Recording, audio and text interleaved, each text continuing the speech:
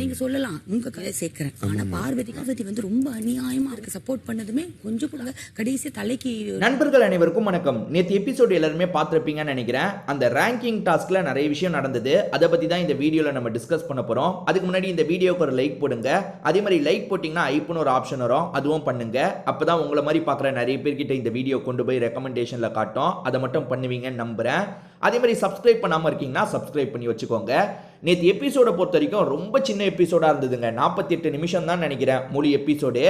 அந்த எபிசோடில் நிறைய விஷயங்களை காட்டல. எப்படி நிறைய விஷயங்களை காட்டலன்னா, ஆக்சுவலாக இவங்க 3 பேருமே டிஸ்கஸ் பண்ணி தான் யார் யார் எந்தெந்த இடத்துல நிற்கணுன்றதை முடிவு பண்ணியிருப்பாங்க.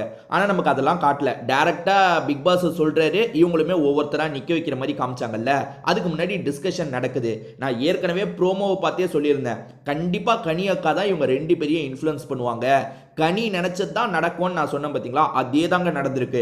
இவங்க 2 பேரையும் கனி டோட்டலாக இன்ஃப்ளூயன்ஸ் பண்ணுறாங்க.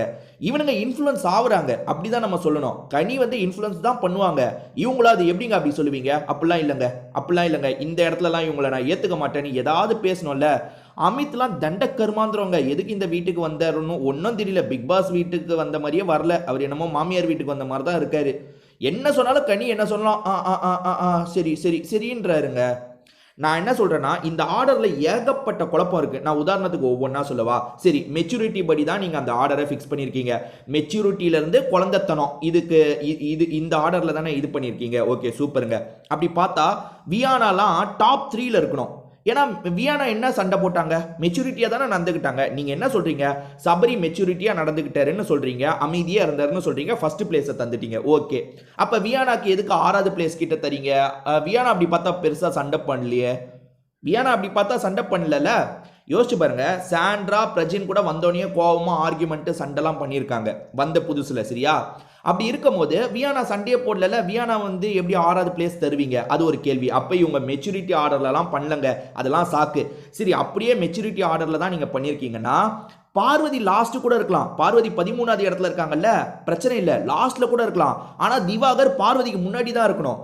இந்த வீட்டில் பிரச்சனை அதிகமாக பண்ணது பார்வதி தான், திவாகர் கிடையாது. அப்புறம் எப்படி நீங்க பார்வதிக்கு அப்புறம் திவாகரை போட்டீங்க? அது ஏன்? இந்த 3 பேர் டிஸ்கஸ் பண்ண வீடியோவை இப்பதான் நான் பார்த்தேங்க. ஃபுல்லா கனி தாங்க. கனி என்ன சொல்றாங்கன்னா, பார்வதியெல்லாம் வந்து நம்ம இந்த இடத்துல தான் வைக்கணும். அதாவது எஃப்ஜே, பார்வதி, திவாகரை கடைசி 3 பிளேஸ்ல போட்டுடலாம். ஆனா கண்டிப்பா பார்வதிக்கு முன்னாடி தான் எஃப்ஜே வருவான். எஃப்ஜேவாது பிரச்சனை பண்ணியிருக்கான், அதுல சில நியாயங்கள்லாம் இருந்திருக்கு. ஆனா பார்வதி நியாயமே இல்லாம பிரச்சனை பண்ணுவாங்க. எவ்வளவு வன்மம் தெரியுமா பார்வதி மேல? பார்வதி வந்து வன்மத்தை வெளிப்படையா காமிச்சிடுறாங்க.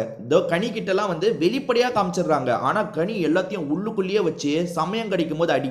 ரொம்ப சீப்பான மென்டாலிட்டிங்க இது, கண்டிப்பா நான் சொல்றேன். ஏன்னா எல்லாருமே டிஸ்கஸ் பண்ணும் போது இன்னொருத்தர் பார்வதிக்கு என்ன பொசிஷன் தரலாம் அப்படின்னு முடிவெடுத்தா பரவாயில்ல, அதுல இவங்க ஜாயின் பண்ணா பரவாயில்ல. இவங்க தாங்க அந்த முடிவையே எடுக்கிறாங்க. பார்வதிக்கெல்லாம் இந்த இடம் தான் தரணும். அதாவது பார்வதி ஒரு நாள் சொன்னது உண்மைங்க. என்னன்னா, இங்க அப்படியே என்ன மன அமைதிக்காக ட்ரிப்பு கார்டா வந்திருக்கீங்க, பிக் பாஸ் வீடுனா இப்படிதான் இருக்கும்னு சொன்னாங்க பாருங்க. அது 100% கரெக்ட். இவனுங்க என்ன நினைக்கிறாங்க தெரியுமா? பிக் பாஸ் வீட்டில் வந்து அழகா உட்காந்துட்டு போறது. எல்லாவனும் அப்படி நடிக்கலாமா? சபரி மாதிரி நடிக்க முடியாதா? என்ன நடிக்கிறது கஷ்டமா? சபரி மாதிரி நடிக்க சொன்னால் இந்த வீட்டில் இருக்க எல்லாருமே ஆர்டிஸ்ட் தான், எல்லாருமே நடிப்பாங்க. அதாவது நல்லவன் மாதிரி ஒரு நிமிஷம்னு பிரச்சனையை முடிச்சுட்டு அமைதியாக. அதான் நேற்று கமருதீன் கேட்குறான், சூப்பராக கேட்டான் நேற்று. அவன் உருப்படியாக பேசினதே நேற்று தாங்க. என்ன சொல்கிறான்னா, இதுக்கப்புறம் நானும் இப்படி பண்ணுறேன், ஒரு நிமிஷம்னு சொல்லிட்டு. அப்படி நடிக்கிறது எல்லாராலையும் தானே முடியும். அவன் நடிக்க தான் செய்கிறான், அவன் பச்சையாக நடிக்கிறான்ற மாதிரி சொல்கிறாரு. அது நம்மளால ஏற்றுக்க, ஏன்னா அப்படி தாங்க சபரி பண்ணிட்டு இருக்காரு. அதுதான் மெச்சூரிட்டியா உங்களுக்கு? எதை வச்சு நீங்க மெச்சூரிட்டின்றீங்க? ஒரு பொண்ணு வருது, அந்த பொண்ணு கண்ணுல ஏற்கனவே வீங்கி இருக்குன்னு தெரியுது, அந்த பொண்ணை முட்டியை வச்சு அத்தனை இடி இடிக்கிறான். அது மெச்சூரிட்டியா உங்களுக்கு?